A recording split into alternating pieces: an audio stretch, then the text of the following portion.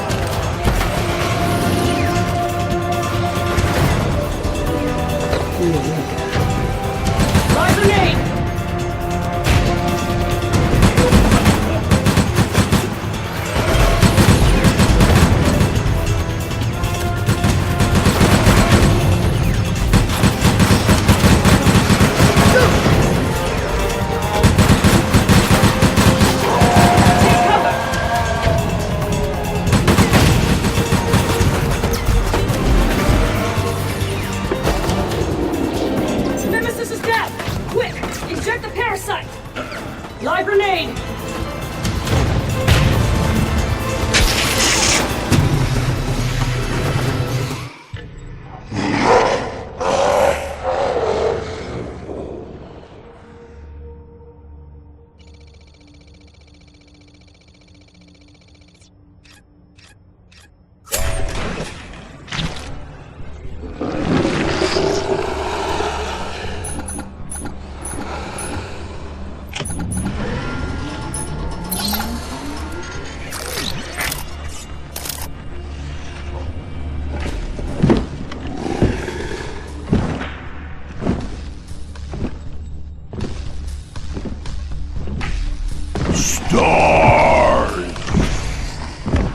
Okay, so I know that we've been doing kind of a bit of weird stuff with the last two videos, none of it really makes any sense, but then we get to this, I said in the last video that I thought it would be weird that Operation Raccoon City would be bringing up Resident Evil 3, because it seems to have been doing a lot of Resi 2 stuff, but now we're here literally fighting Nemesis. And yeah, I know, it makes sense in the context of the timeline that Nemesis would be hanging around Raccoon City. He wasn't just dropped in from a helicopter like Mr. X, he was hanging around somewhere in Raccoon City, because they had unleashed this monster to hunt down the STARS unit, even though half of the STARS unit wasn't even in the city in the first place. Which would be kinda weird that Umbrella wouldn't think that highly alpha units tasked with tactics and terrorist murderizing and search and rescue and shit wouldn't just be in one place all of the time. I know, it's kinda weird.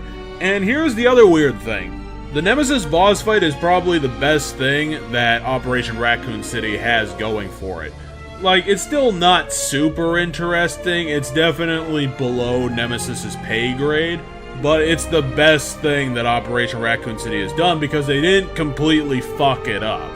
The premise around it starts out really good. It's actually interesting because we have to kill Nemesis because he went rogue, because these organisms that Umbrella develops to instill mind control to these beasts always fucks up, which is kinda weird that they keep doing this with every tyrant monster that they created, and half of the time in the games themselves they're fucking up, and 100% of the time they're fucking up off screen. Like, I know Umbrella has literally zero clues about anything it does, and I know that it really, really wants this, like Wayland Yutani wants the aliens. But at what point do you decide that, you know, the half-functional mind control bug thing isn't working out in your favor and you try something else? Maybe more concrete? Maybe an electronic thing that would facilitate what you want? I mean, we're dealing with science fiction here. I mean, you can literally have anything you want. So why is Umbrella fucking up all the time in a science fiction universe? It's just kinda weird. Anyway, the premise is that we have to fight Nemesis because his mind control went rogue, and we need to inject him with more mind control so that he can go on his original mission.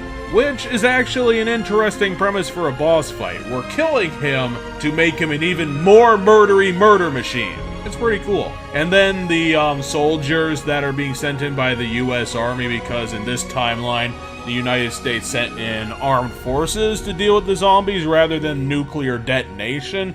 I guess it's still kind of unclear after Resi 3 whether that was the Army or Umbrella nuking the entirety of Raccoon City, but in this timeline the Army sent in actual soldiers and we have to deal with them halfway through on top of the zombies that are just hanging around. And then there's Nemesis himself, which, honest to God, barely moves. He walks at a walking pace. Like, he walks like somebody just browsing books at a library fast. And it involves a lot of stealth. You have to stealth around this guy because obviously he has his chain gun with him, and he could just decimate all of your health before you even know it if you don't have a blocking in between you and him, which is pretty easy to do because, like I said, he barely moves, so it's very easy to put some bit of cover between you and him. In this fight, your AI partners are almost completely useless. You are basically on your own, and you really, really want to hope that they don't just turn into a zombie and start attacking you while you're trying to deal with all the bullshit going on. It's a very frenetic, intense boss fight. It actually has you on the edge of your seat a little bit. Okay, this is actually somewhat cinematic, interesting, and very aggressive. Nemesis, because it's Nemesis, can take a huge ton of health. He can take headshot after headshot into his messed up face and really not feel it. And it just, again, it's one of those boss fights that would have helped to have a health bar, and I'm really a fan of health bars in boss fights because it gives us some context with how much damage we're doing. It can help us formulate a strategy, and in the extreme cases like this, where you have no health bar but a really tanky enemy, you really don't know if you're doing things correctly, and you don't know if you can change up your tactics to get more efficient damage. And again, I don't think health bars would be too much of a reach, and I know Resident Evil really doesn't have them at all,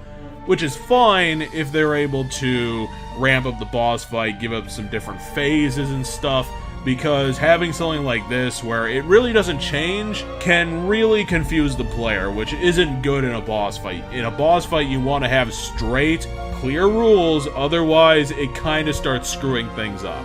The other good thing is that there are health items all over the place. Like, this arena is absolutely huge, and it works perfectly with the boss fight they went with, because there's cover all over the place. Going downstairs puts you at more risk, but all the health's down there, so it, you know, you have to formulate your strategy around that. It actually makes it multi-dimensional. It gives you a bit of a thinking satisfaction, and it's just a very solid, very good boss fight all the way around. And I'm surprised to say that about something in Operation Raccoon City, where the other two boss fights that we've talked about, Nikolai and William Birkin, were incredibly shallow, pandering, waste of time, where it's just loud and nonsensically filled with bullets. Whereas here, there's actually a point to this entire set piece. Like, this was just a side job that I forgot what their unit is called. I'm just going to call them the Alpha Unit for this video. The Alpha Unit just kind of stepped into this. Like, they were just at the right place at the right time, so their AI master person just said, hey, go do this, because we need this guy to fuck up the whole city. And if you don't do it, then we're just gonna kill you, because fuck you guys. I'm surprised they don't turn on their AI master a lot faster, considering how many of the times he's basically indirectly flipping them off just because they're being dicks to them. And this is the Alpha Unit. Like, they're assholes to begin with, but even though they're complete assholes just on the level, the AI Master manages to be much more of a douchebag to them than they are to everybody else around them, which is kinda weird. Anyway, once everything is said and done, you put enough damage into Nemesis, you get to inject him with the new mind control, and then he just goes off and fulfills his mission, and you actually felt like you achieved something. And it's actually solid, because it had everything you need for a standard boss fight. Is it really gonna stand out over time like something like the end? Obviously not. But in Operation Raccoon City, I will appreciate that at least Slant 6 went into this and didn't fuck any part of it completely up. Okay, it's fun, it's satisfying, it's a complete experience, it's frenetic, there's shots all over the place, there's actual strategy to it, and Nemesis himself has a great premise, and honestly, the HD redesign for him was super good. Like, his face is correctly fucked up, and he has the classic trench coat and his classic weapon, and he just looks great in HD. And I'm sure that if Operation Raccoon City, or at least any HD Resi game, would have him again, they would do the appropriate thing where he gets more fucked up as he takes more damage, and it would look awesome. They actually had a good character design for Nemesis, and I suppose I could say that about the entire game.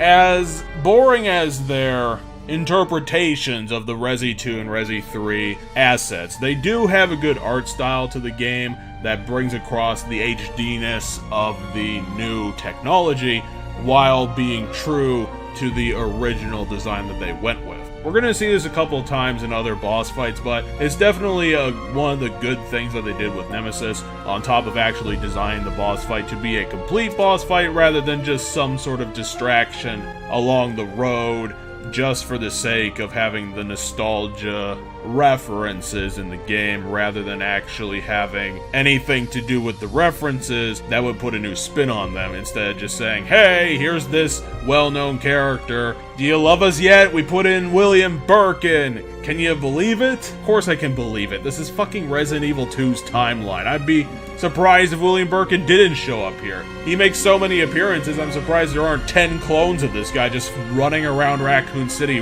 randomly for no reason.